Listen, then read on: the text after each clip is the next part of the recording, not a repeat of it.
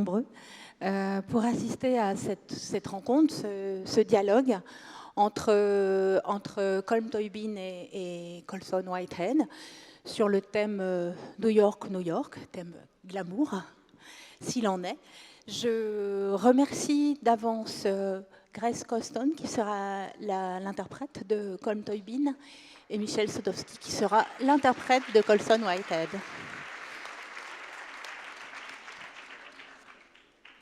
Je présente, mais vraiment très vite, Colm Tóibín et Colson Whitehead. Je pense que si vous êtes aussi nombreux, c'est parce que vous les connaissez et que vous les lisez.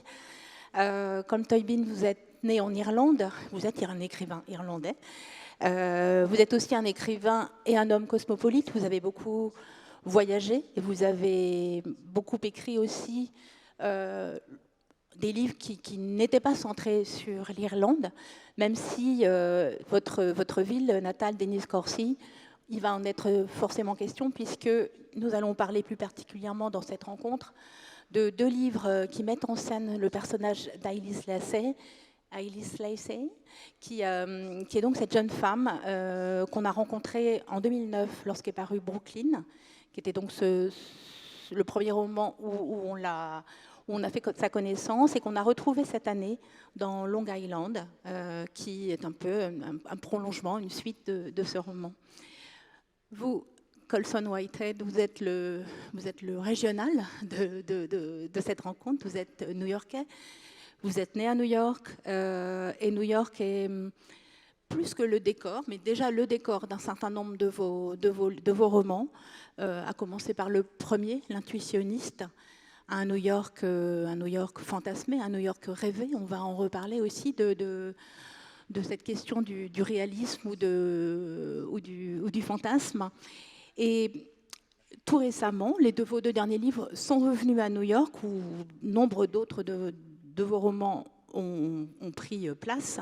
Ces 2 derniers livres, ce sont les 2 premiers volets d'une trilogie new-yorkaise, une trilogie sur Harlem précisément. Le premier volume, c'est l'inverse. Le premier volume, Harlem Shuffle, a été traduit l'an dernier, et aujourd'hui, on peut lire La règle du crime, second volet, donc d'une trilogie romanesque centrée sur le personnage de Ray Carney, un homme dont on va parler aussi. Peut-être que je vais commencer par vous, Colson, puisque New York, c'est votre ville. Comme je le disais, vous avez déjà beaucoup écrit sur elle.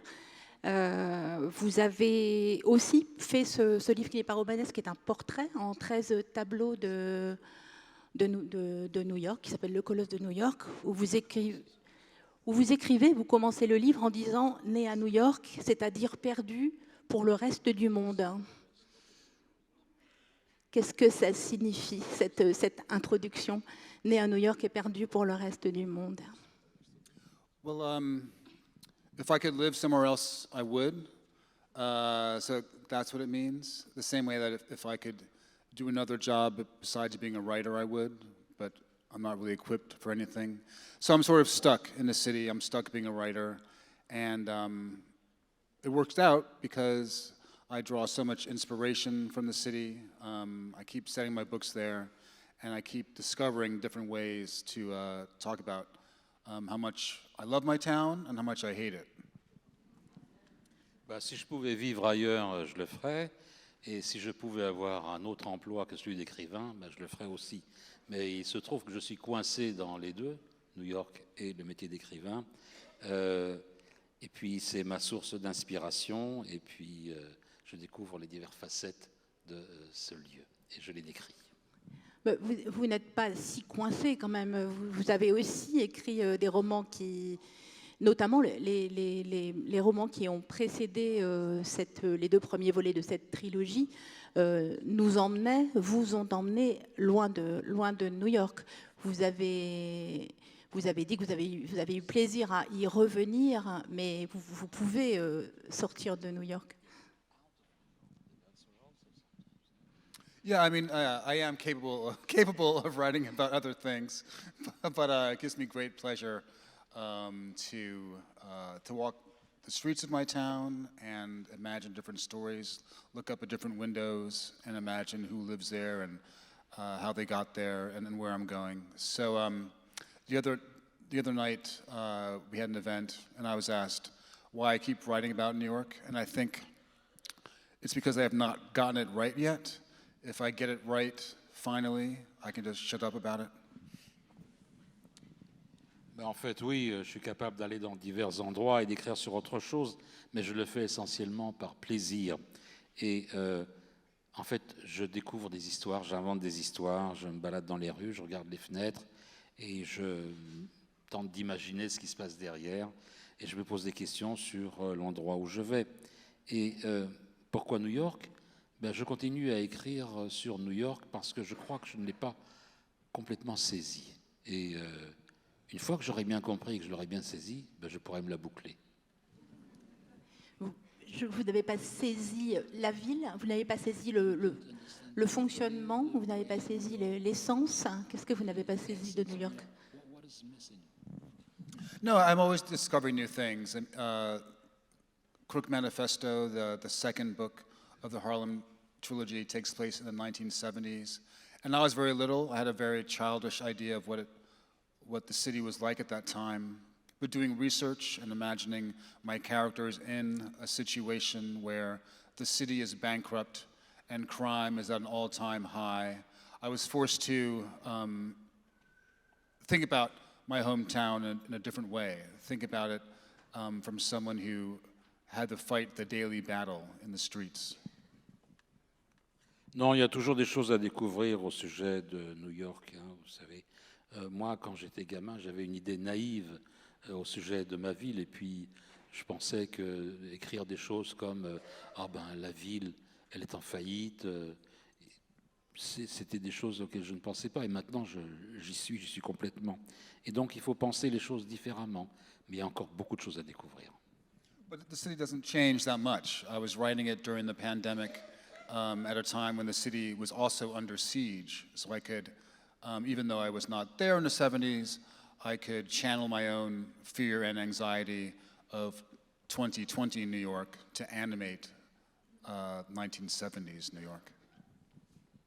En fait, j'ai écrit aussi pendant la période de la pandémie, la Covid, et quand la ville était en état de siège quasiment. Donc moi, j'y étais pas dans les années 70, il n'était pas né. Mais donc je peux faire passer ma peur et mes anxiétés de l'an 2020 et les faire passer dans les années 70 de cette manière. Comme Toy Bean, est-ce que vous souvenez de votre première fois à New York, vous-même, votre première fois à New York, et après on parlera peut-être de l'expérience que fait votre héroïne de New York. I suppose it's more than 20 years ago, when I was really settling in New York for a while, I joined a choir in the Catholic Church on the Upper West Side. So I would go for choir practice. And I realized that all the plaques, everything in the church was Irish names, but there were no Irish people there. And there were no Irish people in the choir nor in the congregation. And one evening we went into the presbytery to do some rehearsal.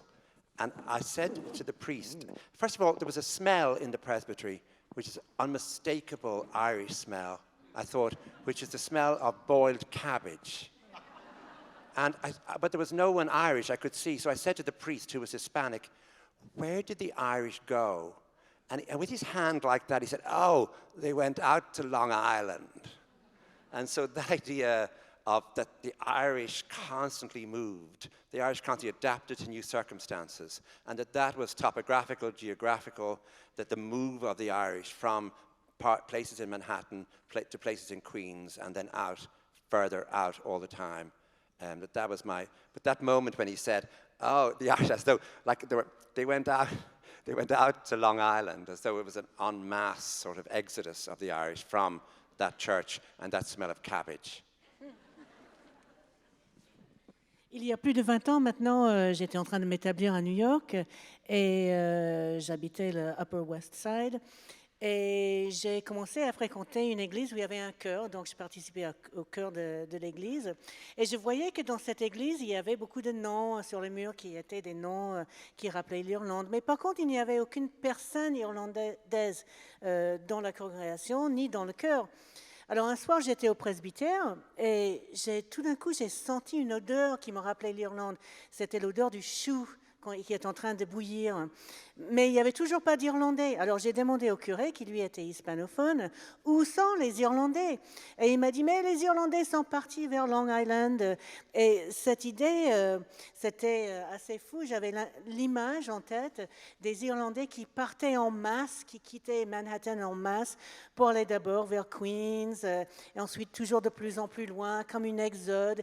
Et je pense que le peuple irlandais, quelque part, est toujours en train de fuir cette odeur du chou bouilli. Votre héroïne, Ailis, Lacey, quand elle arrive à New York, effectivement, on a l'impression que ce thème de l'émigration, c'est un thème de la culture irlandaise, de la civilisation presque irlandaise. Yeah, really since the 1840s, every family in Ireland has lost, in every generation, has lost, and I mean, I use the word lost, somebody to emigration, and sometimes many people. But when somebody went to America, until recent years, they often never came home. So you had a daughter, for example, age 20, and you realize this is the last time I will see her. And so that drama of emigration was really an enormous one from the Irish side. And my job in the novel was to keep this story intimate. You know, instead of the sweeping millions who went to America, instead of the figures, you know, who built the bridges and built the tunnels, instead of Tammany Hall, instead of the Democrats, instead of the Kennedys, to keep this down to one story, to imagine, to lie in bed really, which is lovely, and imagine that my aunt, Harriet, had gone to America when she was 20. She didn't go anywhere. She stayed in the town. Just imagining, if she went to America, where would she live? Where would she go? And so the job was to try and keep the story small, to see if I could get more energy from a small story than trying to do, I suppose, you know, the business of, say, a group of men going and all becoming cops, which was a very tempting story, you know, to write about Irish cops in New York. But I wrote a small story. Oui, effectivement, depuis les années 1840, chaque famille, chaque génération a perdu des membres de sa famille à l'immigration. Et je dis bien perdu, parce que souvent les personnes qui partaient aux États-Unis ne revenaient pas. Donc si vous aviez une fille de 20 ans qui partait vivre en Amérique, vous pouviez vous dire, mais je ne la verrai plus, c'est la dernière fois que je la vois. Et dans mon travail, j'ai essayé de voir ce drame irlandais d'un point de vue très précis et d'un point de vue intime, de faire de l'histoire intime, plutôt que de parler des millions d'immigrés irlandais qui sont partis aux États-Unis, plutôt que de parler de Tammany Hall, plutôt que de parler du Parti démocrate et de la famille Kennedy, de parler, enfin, d'imaginer comme si j'étais au fond de mon lit et je pensais à ma tante Harriet, et je me disais, si à 22 ans, elle était partie aux États-Unis, où est-ce qu'elle aurait atterri? Qu'est-ce qu'elle aurait fait? Donc, dans ce sens-là, j'ai essayé d'imaginer l'histoire d'un point de vue intime et individuel, plutôt que de penser, par exemple, j'aurais pu écrire sur les nombreux Irlandais qui sont partis aux États-Unis pour travailler à la police. Mais ça, c'est une autre histoire et ce n'est pas celle que j'ai choisi d'écrire. Et si on reprend Brooklyn et l'arrivée de votre personnage qui quitte donc l'Irlande, elle a une vingtaine d'années, elle arrive à New York, on est très loin en fait de toute la mythologie new-yorkaise. Elle arrive à Brooklyn, il y a très peu de descriptions. On la voit aller à Manhattan et quand elle arrive à Manhattan, finalement elle trouve que ça ressemble énormément à Brooklyn, sauf qu'il fait plus froid. Elle s'extasie pas devant la hauteur des immeubles, etc. Enfin, toute cette mythologie, elle n'existe pas dans l'expérience que vous confiez à votre héroïne. Yeah, it was absolutely vital for me that image we have of Manhattan, the skyline, the skyscrapers, the glamour, the city that never sleeps, to take all that out of the book, just remove it, that she goes to Brooklyn, that's where she stays. She doesn't, when she crosses the city at one point, if she turns right, she sees the skyscrapers, but she turns left. So that she actually lives basically what I wanted was her to live in domestic space, was her to live in a room.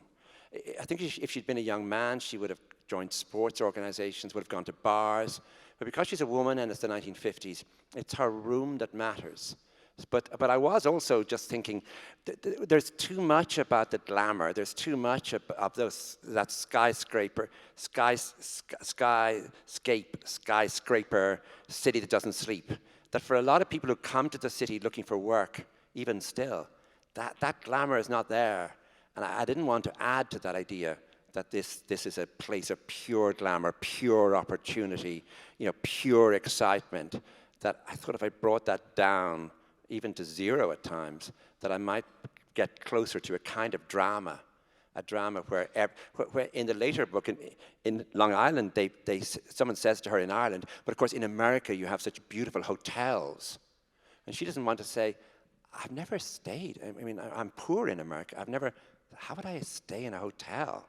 So there's that image of America, especially in Ireland, that it was a place of pure opportunity, pure excitement, and pure glamour.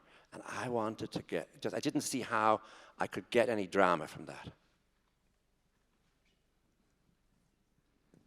Oui, pour moi, c'était vital que de contrer cette image de Manhattan avec ses gratte-ciel, la ville qui ne dort jamais. Et je voulais enlever cette image-là pour en trouver une autre, plus intime. Donc, effectivement, elle va à Brooklyn et elle vit à Brooklyn. Elle traverse la ville.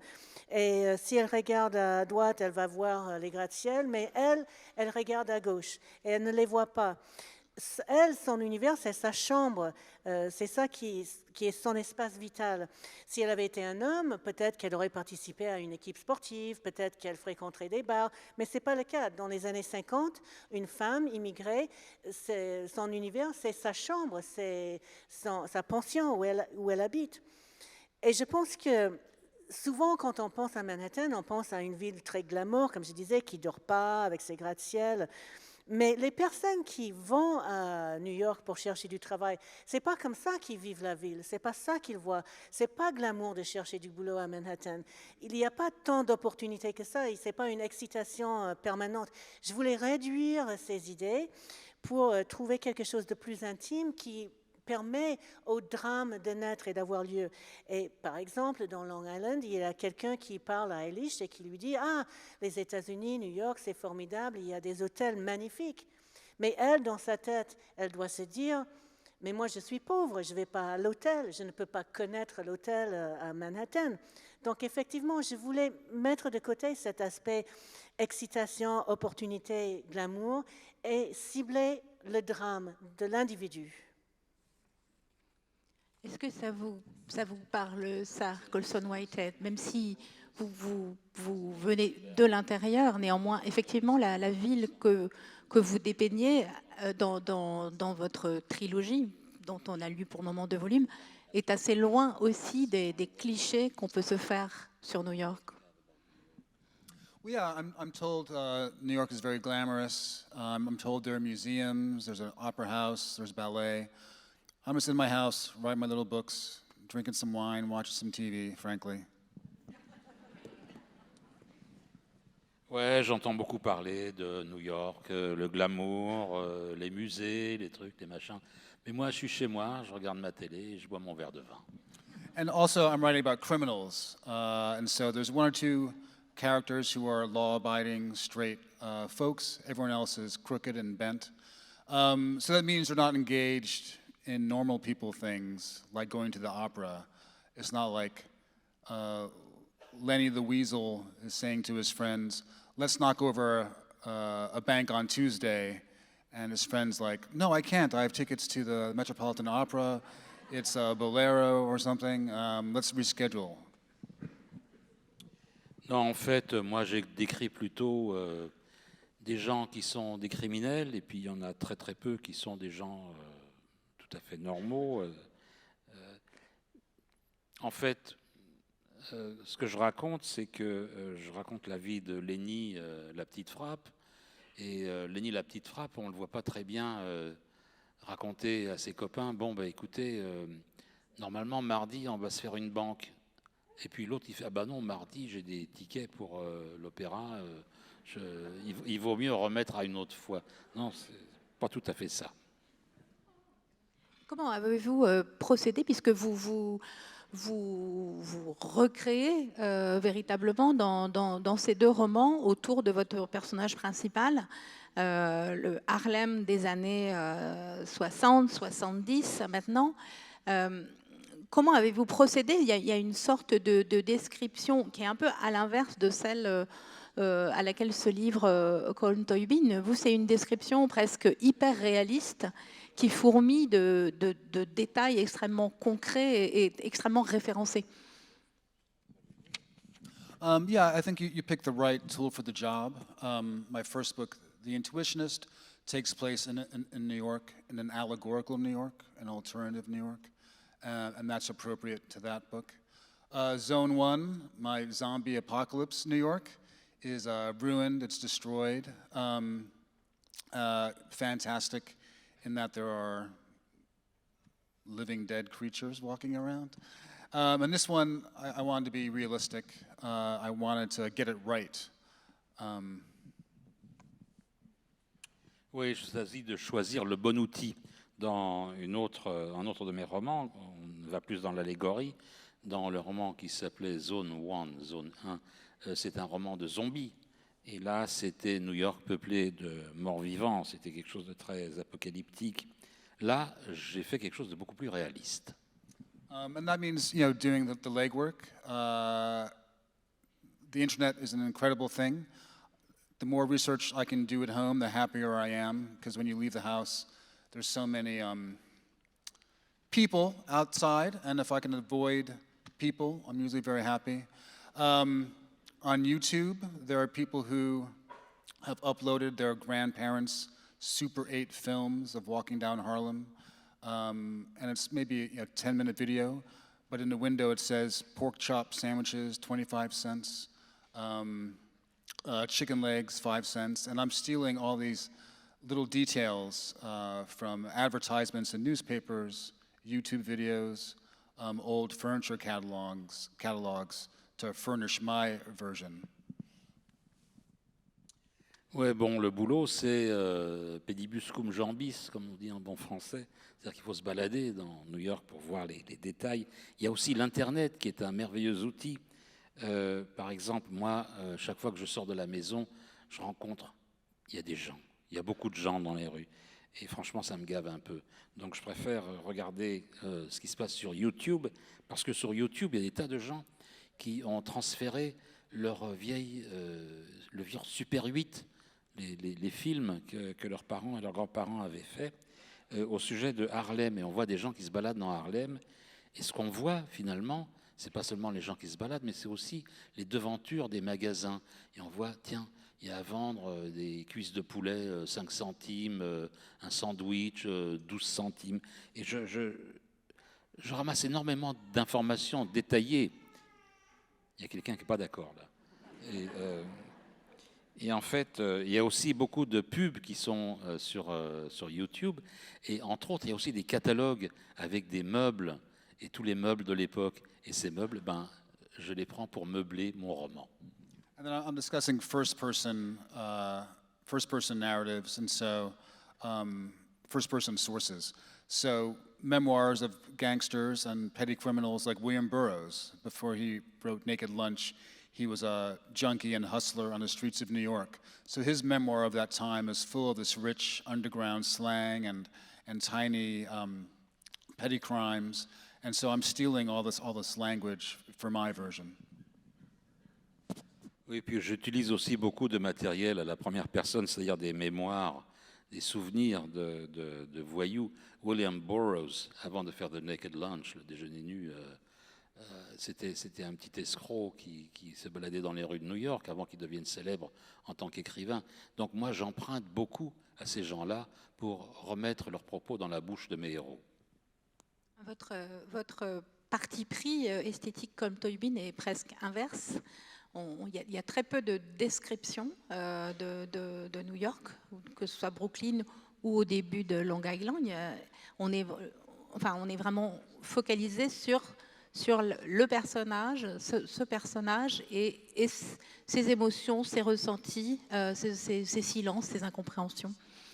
Yeah, I mean, I think if you're going to write an intimate story, you had better know how the intimacy came about. And the Irish in New York is filled with irony and ambiguity. For example, most of the Irish who came in the 19th century, in the second half of the 19th century, they came from very small land, very small farms, and they were in agriculture. And it seems that most of them, on arriving in America, the men, wanted no more land, no more potatoes, no more turnips, no more cabbage.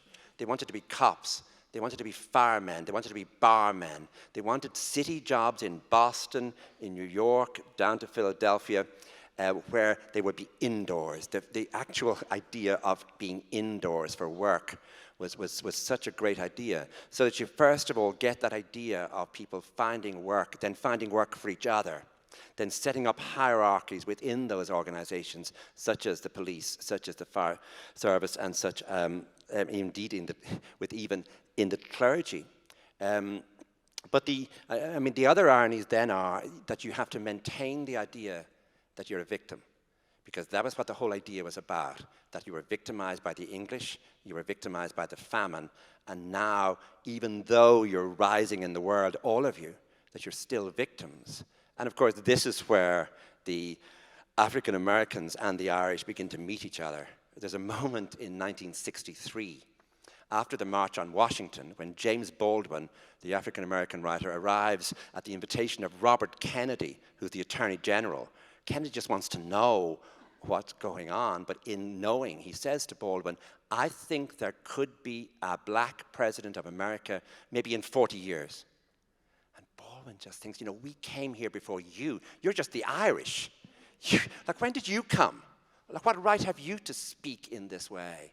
And there's always been that sort of, when Baldwin in a novel needs someone to beat up a black guy in Greenwich Village, it will always be an Irish guy who will do that. And Baldwin also grew really tired. There's an interview where people say to him, well, what about the Irish? They too were, and Baldwin just says, the Irish, the Irish, the Irish. I don't want to hear about them ever again. They're white.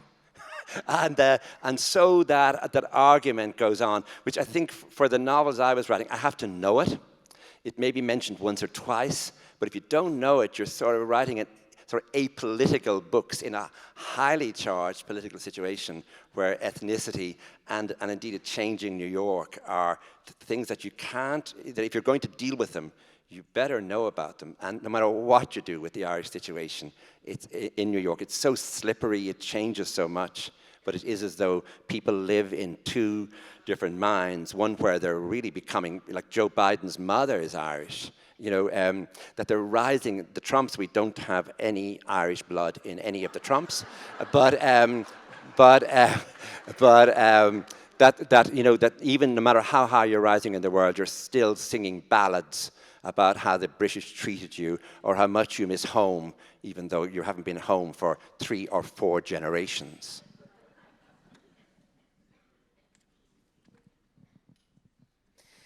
Oui, bon, j'ai voulu écrire des choses intimes, soit, mais il faut quand même connaître l'histoire des Irlandais à New York, et c'est chargé d'une certaine ironie et de quelque chose de l'ordre de l'ambiguïté. Je pense que dans la deuxième partie du 19e siècle, quand il y a énormément d'Irlandais qui sont arrivés à New York, c'était des hommes qui étaient des paysans, qui avaient des petites fermes, et quand ils sont venus à New York, ils ne souhaitaient plus travailler avec le chou, avec les navets, sur la ferme. Non, ça ne les intéressait pas. Ils voulaient travailler à la ville, ils voulaient travailler à l'intérieur, ils voulaient être barman, ou alors ils voulaient être flics, intégrer la police, ou les pompiers. Et ils sont venus pour travailler à l'intérieur. Ils en avaient assez de travailler à l'extérieur, dehors, par tous les temps. Et donc, quand ils sont venus, ils ont cherché du travail. Après, ils ont essayé d'aider ceux qui arrivaient après à trouver du travail, voire créer des hiérarchies même à l'intérieur de la police ou des pompiers, et même chez les clergés aussi. Il y a eu de nouveaux arrivants qui ont été intégrés petit à petit. Et l'ironie de tout ça, c'est que malgré leur succès, il fallait que l'Irlandais continue à se voir en victime. Victime de l'anglais, victime de la famine. Et alors qu'ils montaient en société et qu'ils prenaient de la place, ils restaient quand même des victimes. Ils se présentaient comme ça. Et c'est là qu'on trouve une rencontre avec le noir américain et la culture noire. En 1963, après la marche sur Washington, James Baldwin est allé rencontrer Robert Kennedy, procureur à l'époque. Et Robert Kennedy lui a dit, mais moi je pense que d'ici 40 ans, peut-être qu'il y aura un noir président des États-Unis. Or, évidemment, son frère était président, était d'origine irlandaise. Et Baldwin a dit, mais putain, vous êtes là depuis quoi? Depuis 40 ans, nous, on est là depuis bien plus longtemps. Et pourquoi est-ce que nous, on ne serait pas président maintenant? Baldwin a souvent dit, mais les Irlandais, il y en a marre, vous êtes blancs. Donc, si j'écris une histoire intime, je dois quand même connaître ce canevas sur lequel l'histoire se brode. Et je pense qu'il y a ces deux points de vue qu'on peut avoir sur les Irlandais, les deux choses qui sont à l'esprit. La mère de Joe Biden est irlandais. Dieu merci, Trump n'est pas irlandais. Donc, on ne va pas se le payer, celui-là.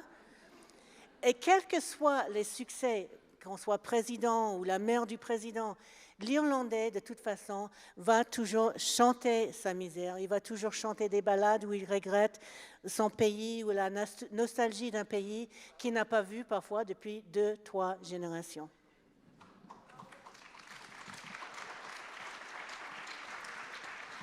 Est-ce que vous voulez réagir, Colson, ou... Oh, yeah, I mean, tribal warfare is a fact of life in New York City.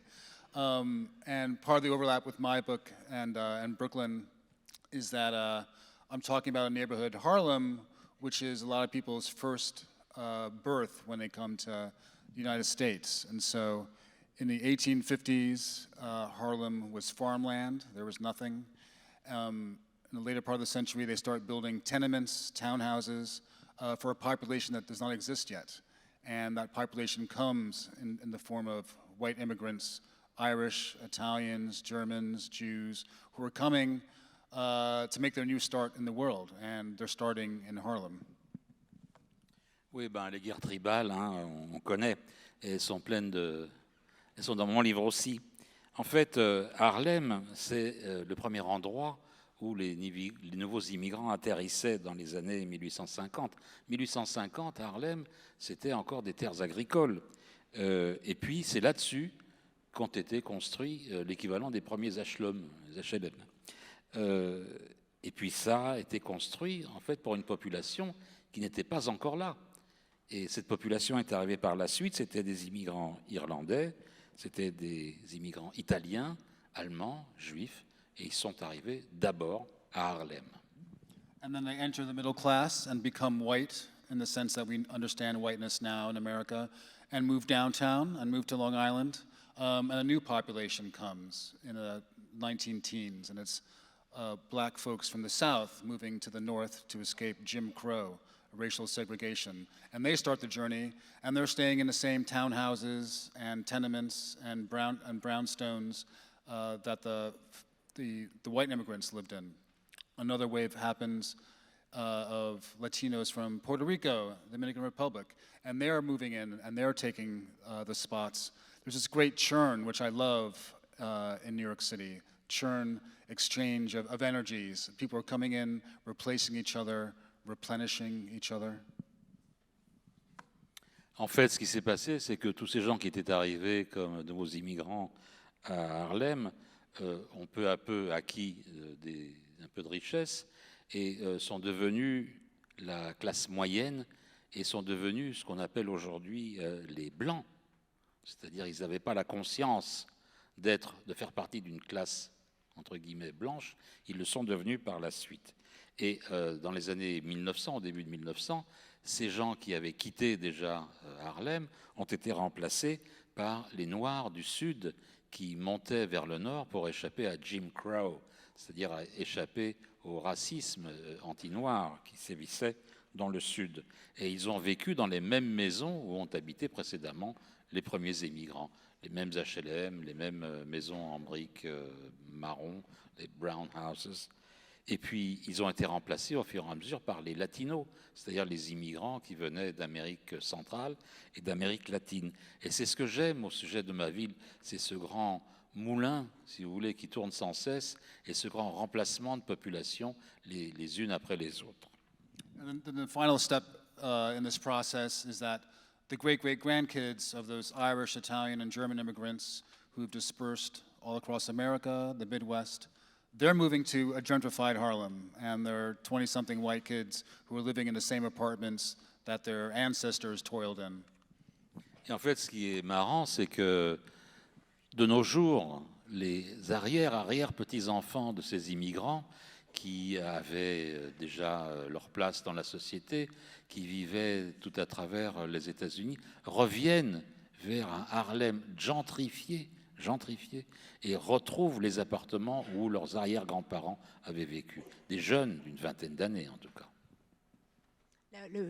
L'immobilier, c'est un des thèmes de Harlem Shuffle et de Crook Manifesto, la règle du crime.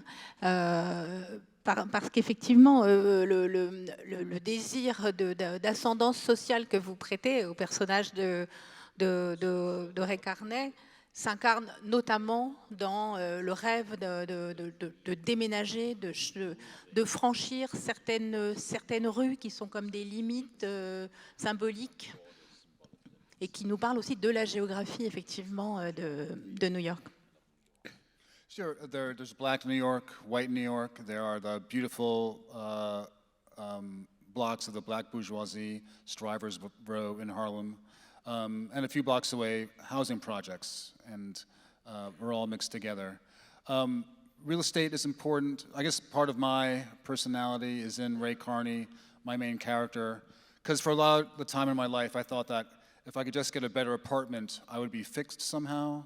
If I was on a better block, had more southern exposure, was in a better neighborhood, I might actually be happy or something? En fait, oui, il y a une séparation des quartiers entre blancs, noirs. Il y a les quartiers où il y a la bourgeoisie noire et à quelques rues de distance, eh ben, c'est à nouveau les HLM, les habitations pour la population beaucoup plus pauvre. Et c'est ce mélange qui m'intéresse. Et moi, tout comme Ray, mon personnage dans mes livres, je pensais qu'en déménageant, j'acquerrais une nouvelle situation sociale. Je pensais aussi à déménager et à pouvoir me fixer ailleurs, aller vers des quartiers où j'aurais plus de soleil, par exemple. The same way I thought that if I wrote books, I would be fixed. Once I finish this next book, I would be made whole or something. But it turns out you can move to a better apartment and you're still the same broken thing. And you can finish the book and make it to the finish line, and you're still the weirdo you were before who's unhappy and desperate. Bref, je pensais qu'en déménageant, ou alors en écrivant tel ou tel livre, je me transformerais, je deviendrais quelqu'un d'autre, je deviendrais vraiment quelqu'un de plus établi. Puis finalement, en terminant les bouquins, on se rend compte qu'on est la même patate qu'avant, quoi. Colm Tóibín, je ne sais pas si votre héroïne rêve de se transformer en américaine. Peut-être que vous pourrez nous le dire. En tout cas, quand elle retourne en Irlande, elle est regardée différemment par les gens qu'elle a quittés, notamment dans le deuxième volume. Elle les a quand même quittés une vingtaine d'années plus tôt. Et c'est comme si elle était changée. Elle n'a pas le même teint, elle n'a pas les mêmes vêtements. Elle a subi une métamorphose dont elle va prendre conscience, mais où elle prend conscience dans le regard des autres. No, I mean, in Ireland, so many people have not only gone to America or England or Australia, but have come home. So there's always that sense of people coming in and out. But the big moment, and everyone in Ireland recognizes this who has lived in America, is if you are in New York, you're living in New York, or you're flying home from New York, and you go out to the airport, JFK, and you're just worrying about your ticket or your visa, or, you know, and you suddenly see, it's now, I think it's Terminal 7, it was Terminal 5, you see the Irish. And there they are, they're all sitting together. Some of them look slightly afraid. They worry about things, that are they in the official place? Is the right plane? And some of them will say to you, you know, instead of saying, like in America you say, for example, you have a coffee. Is it to stay or to go? It's very frightening. So Irish people say, no, I'd like it here. I'd like to have it here. What do you mean, stay or go? Irish people, you never know how to answer that. And the thing is, once I'm 1 minute, or even half a minute, with the Irish, I'm more Irish than I've ever been in my life. I just love looking at the faces. I feel home. I want to say to people, no, I'll just have the coffee here. Or, you know, look, do you mind if I sit here? I mean, the place is empty. There's no one sitting there. Do you mind if I sit here? And someone Irish says, no, it's fine. And then they say, where are you from? And I say, I'm from Wexford. Oh, what part of Wexford? And then the air hostesses appear, the Irish air hostesses, the air crew. And they're just so great. They're saying to us all, would you like another blanket? And it's honestly, for about 2 hours, every time I go home, I'm more Irish than I've ever been. I then recover from that when I get home. And I want to go back to America as soon as I can. But I get 2 hours of pure, I don't know what, pure what? Pure, the funny, false feeling of being home that fades quickly, but it's real. And everyone in Ireland knows what I'm talking about. We all feel it. No, you can sit here. No, there's no one here. And they even look worried as they say no one here in case somebody would arrest them or say something to them or send them home. Or anyway, it's a strange, the coming and going for all of us, even people who just go on their holidays to the Canary Islands. It's a sort of strange process.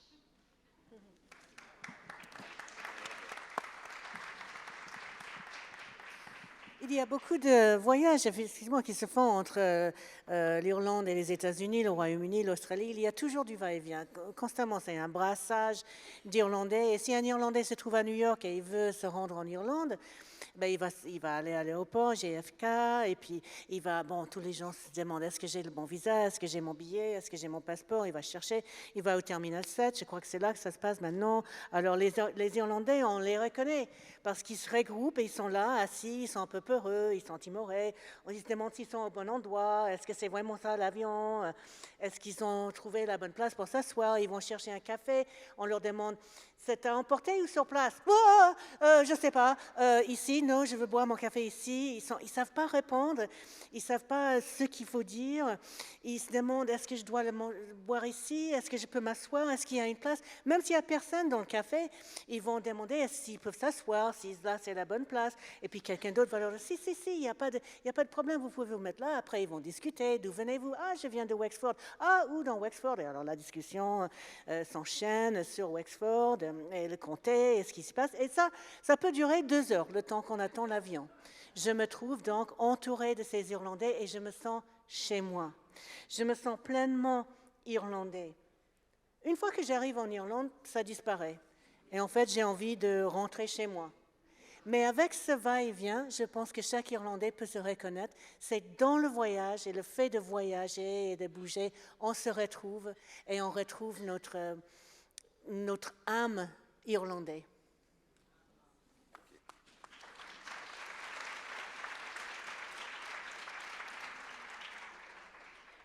Vos deux fois deux romans, puisqu'on peut considérer presque Brooklyn et Long Island comme un diptyque. Vos deux romans, comme les vôtres, nous plongent dans un passé assez récent, mais un passé néanmoins, les années 60, 70, 50, 60, 70. Est-ce que quand on écrit sur quelque chose qui s'est produit il y a 50 ans, sur le passé, est-ce qu'on parle quand même aussi, toujours, on a quelque chose à dire néanmoins du présent à travers cette description du passé? It's very difficult if you're not American to write American dialogue. You know, if I tried to write American dialogue, you would say, oh my Lord, we've never said that in our life. The words you know, you see some TV program, or you think you have a good ear for dialogue. I just wouldn't like to try, and I hope you encourage me not to try, because, you know, trying to pretend you're an American if you're not, you get caught really quickly. You just get a word, so you say the icebox. We never say icebox. We say, I don't know what you say.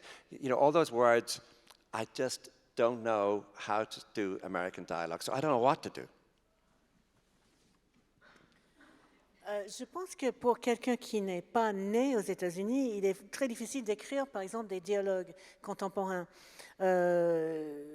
Moi, jamais je voudrais m'essayer à ça. Je pense que si j'écrivais un dialogue, Colson dirait tout de suite, mais non, ça sonne faux, c'est pas américain. Donc, je ne m'essaie pas à ça. Il peut y avoir des mots tout simples, comme est-ce qu'on dit frigo ou frigidaire, je ne sais pas. Mais je ne trouverai jamais le bon temps pour reproduire un dialogue américain. Vous l'encouragez à écrire des dialogues ou pas? That's a free country, you know. C'est un pays libre, hein, vas-y.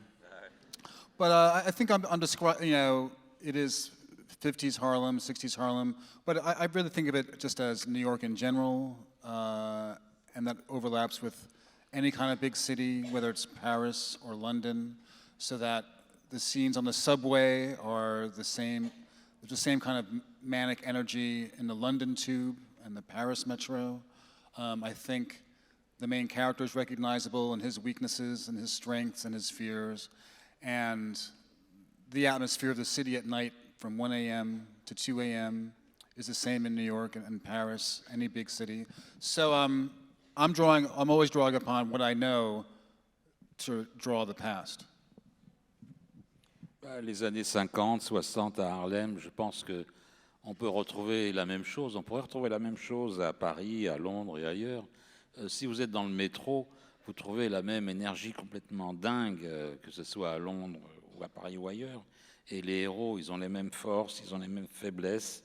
Et en fait, l'atmosphère qui règne à New York entre 1h et 2h du matin, on retrouve grosso modo la même à Paris ou ailleurs. Dans un autre registre de questions, je me disais que New York a inspiré énormément d'artistes et d'écrivains. Écrire sur New York, c'est écrire sur tout sauf un sujet vierge. Est-ce que toutes ces pages et ces livres qui ont été écrits sur New York avant vous, est-ce que ça existe dans votre travail d'une manière ou d'une autre? Est-ce que vous êtes en conversation avec tout ce corpus de romans et de récits autour de New York?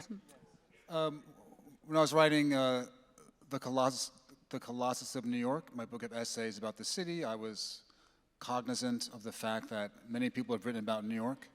And I told myself something that was useful when I was writing The Underground Railroad. Quand j'ai écrit Le Colosse de New York, ce recueil de nouvelles au-dessus de New York, j'étais évidemment tout à fait au fait de ce qui était écrit précédemment. Et alors, ensuite, lorsque j'ai écrit Underground Railway, le livre, I thought I would read all these novels about slavery to see how other people dealt with the subject. So I went back to Toni Morrison's Beloved, and I got 30 pages in, and I was like, fuck, I'm screwed. It's Toni Morrison. You can't outdo Toni Morrison. But no matter what you're writing about, whether it's New York City or slavery or war, someone smarter and more talented than you has already done it. So you might as well not worry about it. Trust in your own distinctiveness, that you have something new to bring, and not worry about all those marvelous people who've outdone you before you even started. Quand j'ai écrit sur ce roman, sur le Underground Railroad, je me suis dit, je vais me renseigner sur l'esclavage. Alors qu'est-ce que j'ai fait? J'ai pris Toni Morrison et j'ai commencé à lire, et puis arrivé au bout d'une dizaine de pages, je me dis, putain, je vais où là? Elle est nettement mieux que moi, qu'est-ce que je cherche là-dedans là? Et puis, même chose, quel que soit le sujet que vous abordiez, que ce soit New York, que ce soit l'esclavage, que ce soit la guerre, Il y a des gens merveilleux qui ont écrit bien mieux que vous sur ces sujets. Alors à quoi ça sert? Autant croire en ce que vous êtes, croire en votre différence et aller de l'avant. Can you write about war better than Homer? Probably not, but you can describe your war. Est-ce que vous pouvez faire mieux que Homère pour décrire la guerre? Probablement pas.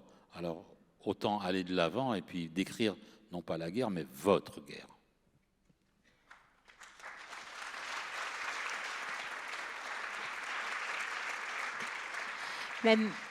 J'avais la même question pour vous, Colm Tóibín. Qu'est-ce que, voilà, quand on écrit, est-ce qu'on écrit accompagné par toute cette littérature antérieure, ou est-ce que voilà, on s'en affranchit pour écrire seul? Yeah, I'm interested in what Colson said about the city renewing itself, replenishing and churning. And you can certainly see that in Harlem now, the way in which it's being gentrified and the way in which Columbia University is slowly just moving up and taking it over. But there's a part of New York that I think is new, and that's the central part of Manhattan, which is now dead. And that the Plaza Hotel, one of the great monuments, was made into apartments. It's no longer a hotel, but the people who bought the apartments didn't need them. They just wanted them. I mean, they had somewhere to live. They were in Florida or somewhere. They just thought it'd be a good thing to buy them, and they're empty. So if you look up at night at the hotel, there's not a light on. It's meant to be really dangerous. If you're in the corridor, you could be murdered and no one would find you for days because it's now an apartment block. And so there's a whole sense, for example, there's a play opening, a version or a production of Othello next year on Broadway.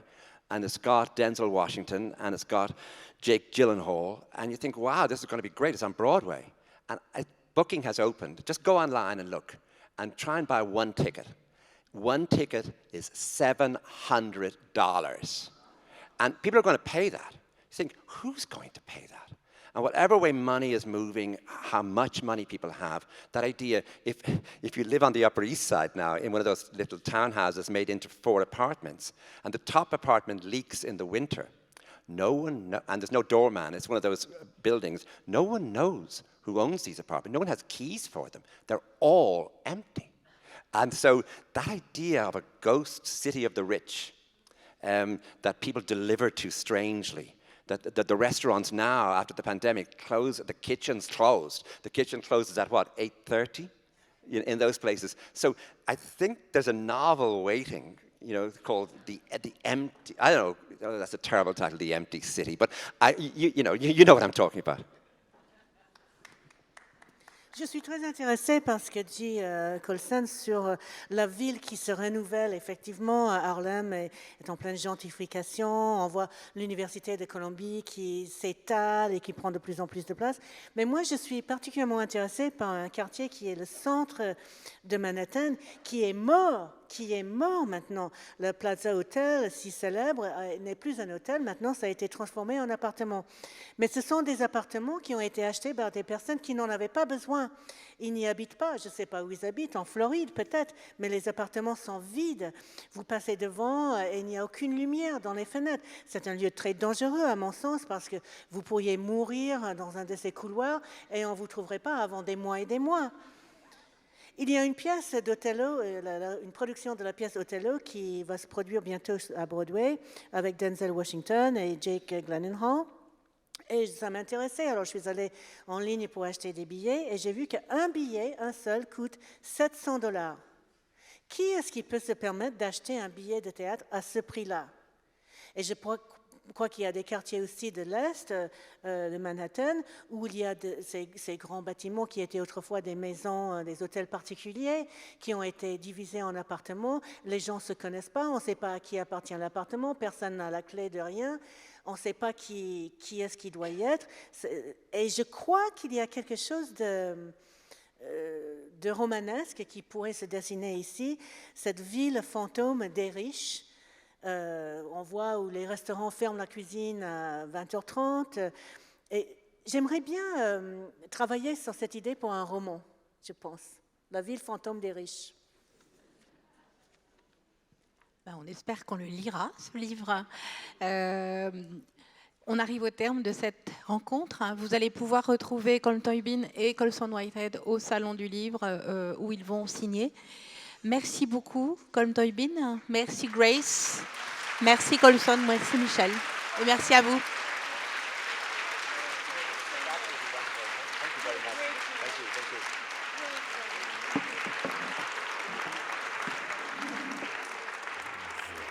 Et nous, on t'aime comme t'es.